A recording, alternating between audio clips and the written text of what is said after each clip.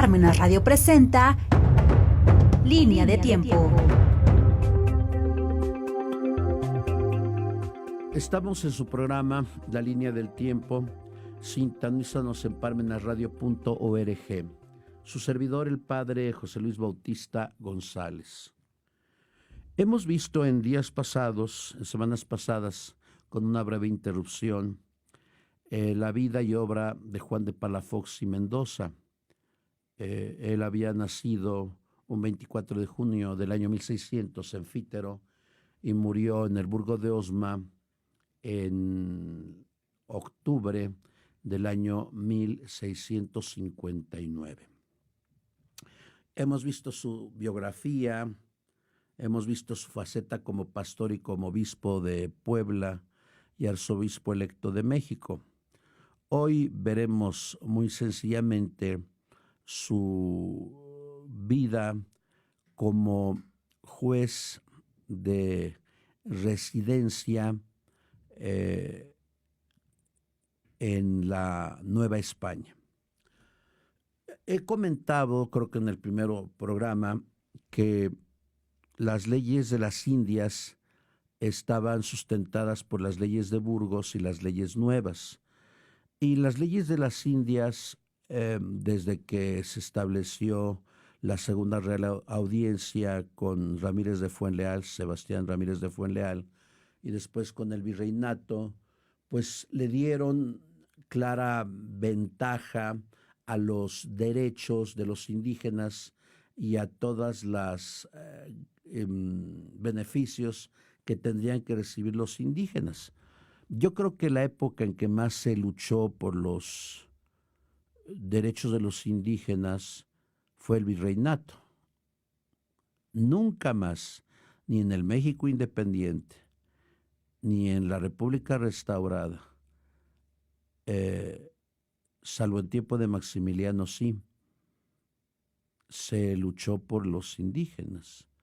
Pero yo lo he dicho varias veces aquí en el programa de La Línea del Tiempo, que tristemente todavía en nuestras escuelas impera la historia oficial, la historia monumental, y pues ciertamente no se defiende lo que serían los rasgos de cada personaje dentro de la historia, ¿no? Se sataniza a uno y se diviniza a otros. Bueno, parte de las leyes de las Indias era precisamente formular lo que sería un juicio de residencia, un juicio de visita jurídica a aquellas instituciones, entidades que estaban en lo que serían los pueblos del continente americano, descubiertos por Colón, y los de Asia, en especial Filipinas. ¿Qué es la visita? Porque comentaba que Palafox, por parte del rey Felipe IV, tuvo, jurídicamente hablado, hacer la visita a 54 instituciones de reconocido prestigio en la Nueva España. Por ejemplo, visita a la Real Audiencia, es decir, a los oidores que supuestamente daban justicia a la gente que no era beneficiada por la aplicación de una ley. También hizo visita a la Universidad de México, hizo visita a la Caja Real, la que llevaba todas las finanzas de la Nueva España para ser llevadas a España para el rey Felipe IV. También hizo visita a las alcabalas, que eran precisamente los impuestos que se pagaban por adelantado para el usufructo de ciertas especies que se traficaban en la Nueva España. Hizo visita a las azogues, hizo visita a corregidores, alcaldes, hizo visitas a 54 instituciones. ¿Qué marcaba? ¿Por qué se le encomienda a Juan de Palafox y Mendoza las visitas? Por el hecho de que Juan de Palafox, como lo comentábamos en un principio, había estudiado el bachillerato en Derecho y antes de venir aquí a España, a la Nueva España, se había graduado en doctor en Derecho en la Universidad de Sigüenza.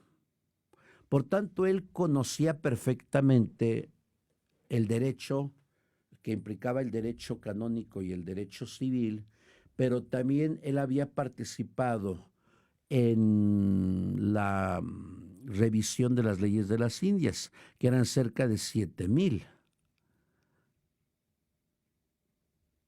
Estas instituciones habían sido acusadas de malversación de fondos, de corrupción y de la no aplicación de la ley.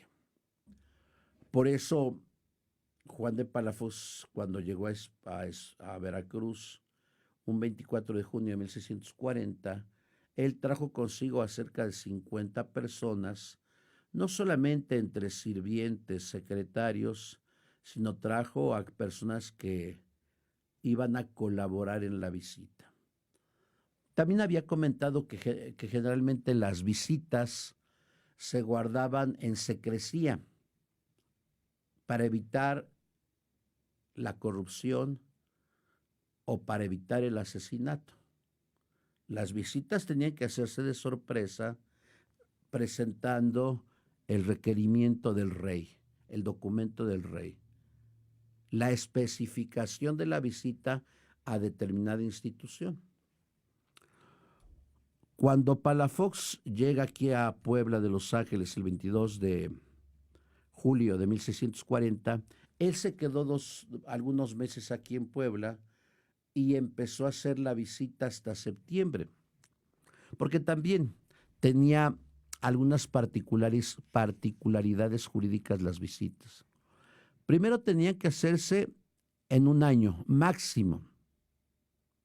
Segundo, la persona visitada no tenía que interrumpir su labor. Eso debían de aprender las leyes de ahora, ¿no? Que acusan a alguien de corrupción y lo meten en la cárcel. Ya no se da el caso de la presunta inocencia. Eso es terrible. Las leyes de las Indias en ese aspecto eran bastante reales.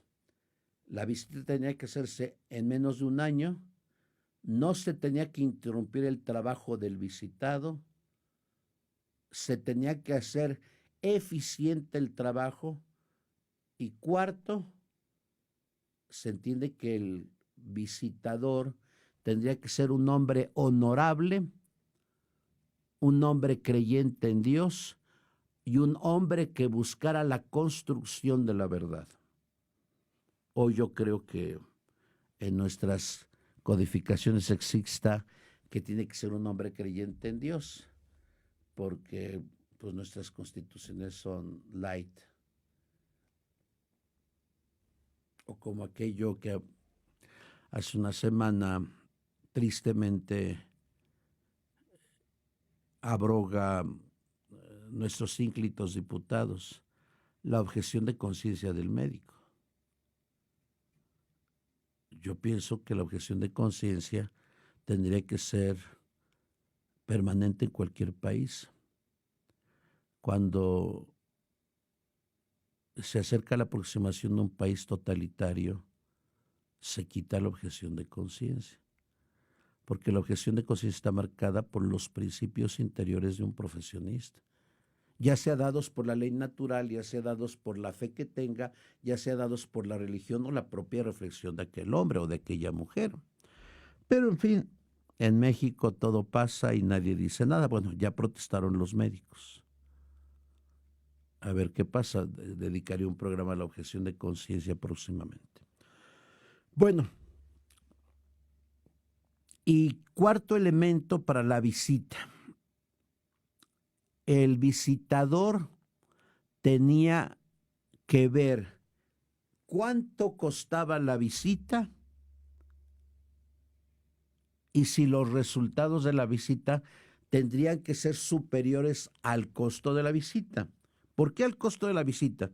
Porque se le pagaba al visitador un sueldo y se le pagaba a sus auxiliares sueldo, porque era revisión de cuentas, revisión de estatutos, de lo que entraba y de lo que salía. Y si había quejas de corrupción, se tendrían que presentar los documentos propicios para saber si había habido un acto de corrupción. Y si la queja era de hace 4 años, habría que revisar toda la documentación de 4 años. Ahora imagínense ustedes, 54 visitas a 54 instituciones. ¿Qué pasó en líneas generales? Algunos hombres, porque todos eran hombres, no había mujeres, sí fueron afectados por la corrupción, como el oidor Torreblanca, que fue destituido de la Real Audiencia.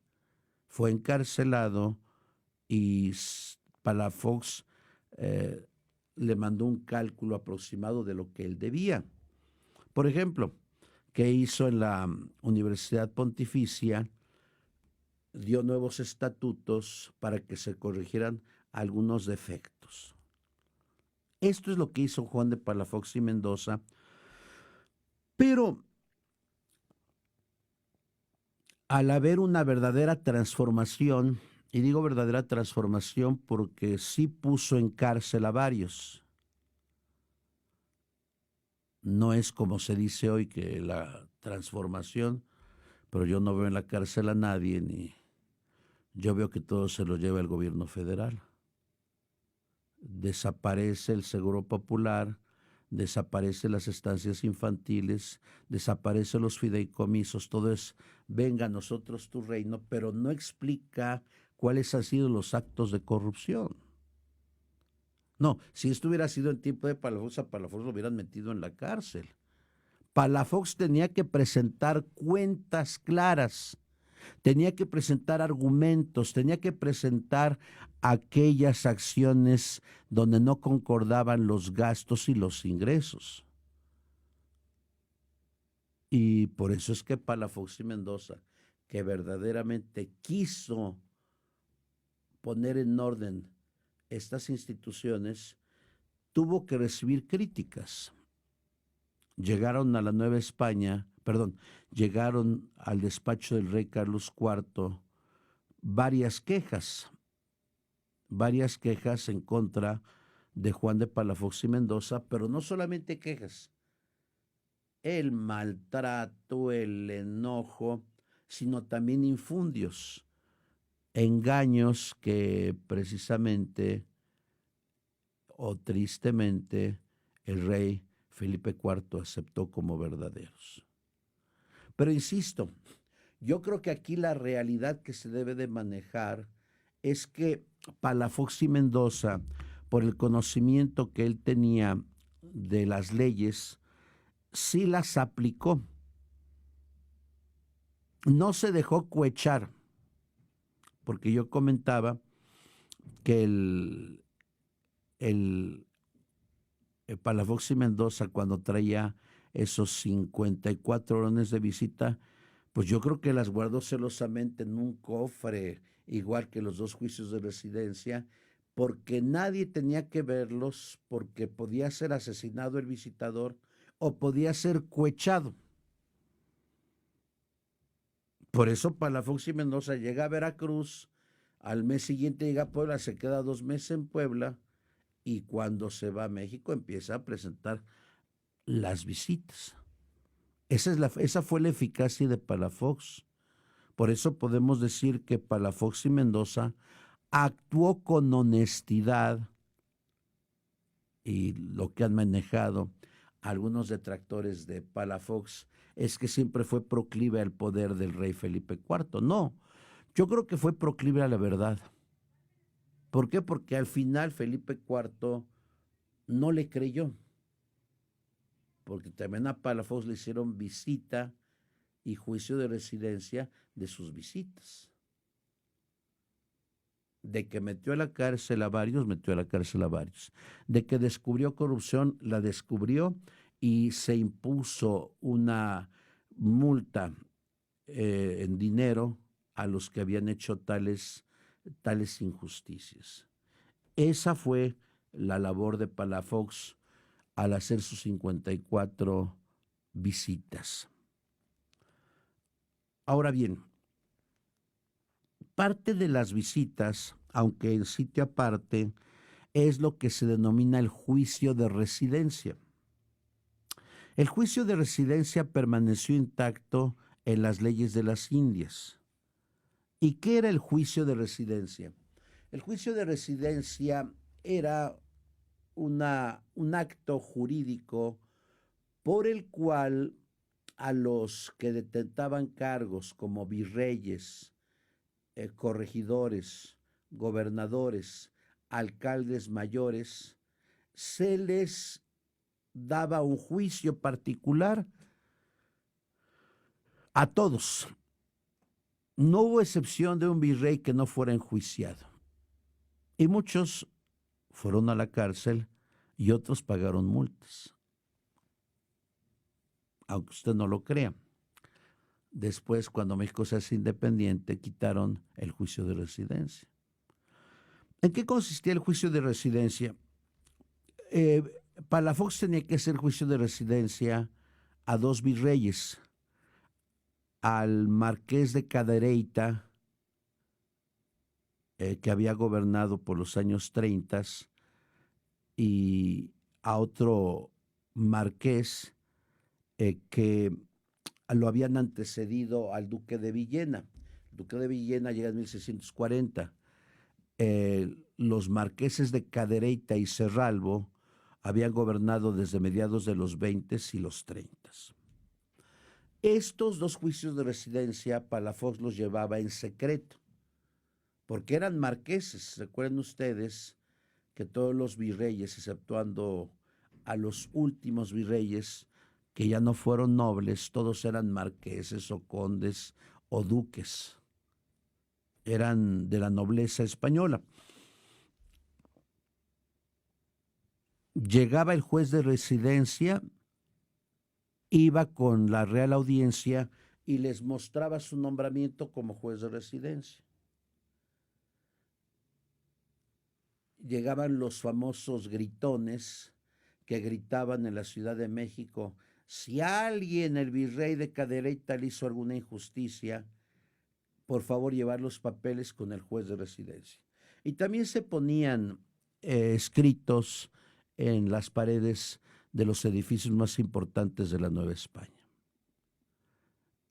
Por tanto, lo que hizo Juan de Palafox y Mendoza en estos dos juicios a dos virreyes, encontró personas agraviadas porque los virreyes habían sido injustos con ellos, le llevaron documentación, le llevaron pruebas, y lo que hacía Palafox es investigar las cajas reales, el monto, los dineros, si hubo injusticia o no, y emitir un juicio crítico. Pero aquí no se trataba de inventar infundios, valga la redundancia, inventar mentiras a la gente buena. No. Ni criticar a alguien sin tener pruebas. No. Aquí había pruebas fehacientes que habían sido investigadas y que después de este juicio se comprobaría o no si los marqueses de Cerralbo y Cadereyta tenían verdaderamente pruebas en su contra, no para ser destituidos, porque ya habían sido destituidos, habían sido cambiados, pero los dos vivían. Bueno, uno murió antes de concluir el juicio, pero Juan de Palafox lo declaró culpable, y al otro también lo declaró culpable. A ambos se les quitaron los bienes y al segundo se le encarceló. Porque sí encontró elementos Juan de Palafox y Mendoza para entender que estos dos virreyes habían caído en la corrupción terrible. Insisto, yo creo que Palafox actuó leal a la corona, sí, pero más que leal a la corona porque no aceptó sobornos ni cohechos, yo creo que fue leal a la verdad. Claro, hoy se ha difuminado la verdad, porque hoy dicen, hasta los que tienen sus noticieros dicen, usted tiene su propia verdad. No, la verdad es una. Y si una persona es probada que no fue justa, ni honorable, ni honesta durante un tiempo, pues tiene que pagar las consecuencias de tiene que pagar las consecuencias de su deshonestidad. Por tanto, por estos dos juicios, Juan de Palafox y Mendoza sufrió terriblemente, porque no solamente los marqueses se enojaron con él, sino toda su familia. Y empezó a lloverle a Felipe IV de España, infundios, mentiras, enojos de las familias de estos dos virreyes, pero había pruebas. Ante una prueba escrita se podía imputar la culpabilidad de una persona cuando caía en deshonestidad y cuando caía en corrupción.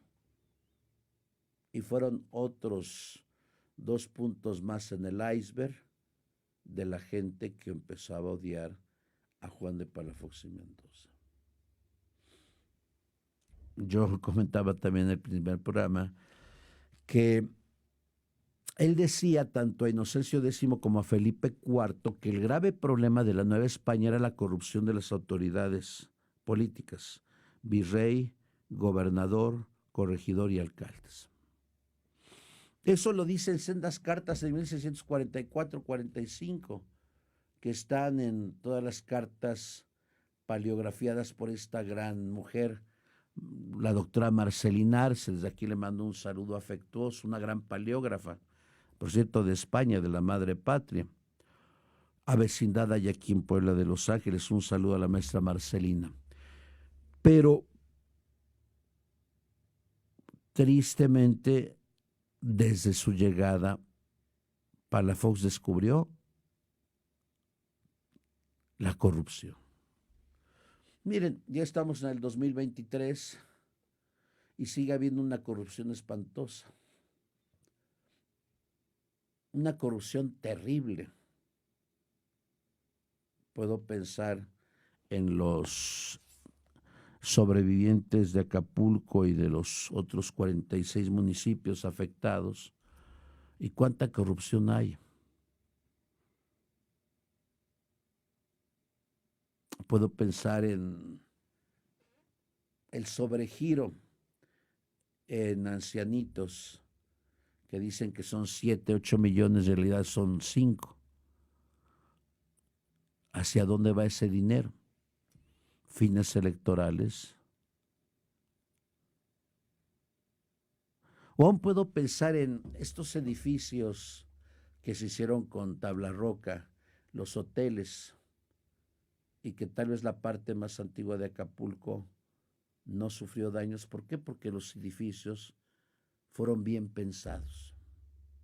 O como yo le he dicho aquí en Puebla de Los Ángeles, que por cierto no me gustó, hay aquellos animalitos que pusieron en el centro, ahorita que cerraron las calles de la 17 de septiembre, habían puesto algo más ad hoc a la fisonomía del siglo XVI, XVII y XVIII. Qué feos animalitos pusieron, nada que ver con la estructura artística y arquitectónica de estos edificios de la 16 de septiembre. Bueno, algún día hablaré sobre eso. Si nosotros vemos la solidez de nuestros edificios del virreinato, como yo lo comentaba con los edificios del seminario, pues es otra cosa. Pero tristemente no es como debería de ser la construcción de estos edificios. Así pues, Juan de Palafox y Mendoza cumplió estos 2 juicios de residencia y en 1642 en junio, el rey Felipe IV le pide que le haga juicio de residencia al duque de Gandía y marqués de Villena, que por cierto había venido con él de España a Veracruz y de Veracruz a Puebla. Se entiende por la proximidad de pariente con los Braganza. Él se había casado con una hermana del que se estaba independizando de España, de los duques de Braganza. Y por eso es que Felipe IV, en una carta secreta, le pide a Juan de Palafox y Mendoza que investigue la cercanía del virrey, pero también le pide que si el virrey ha cometido actos de separar a la Nueva España de España, lo pudiera matar. Pero el tiempo es terrible. Muchísimas gracias y de aquí 8 días nos vemos, primero Dios.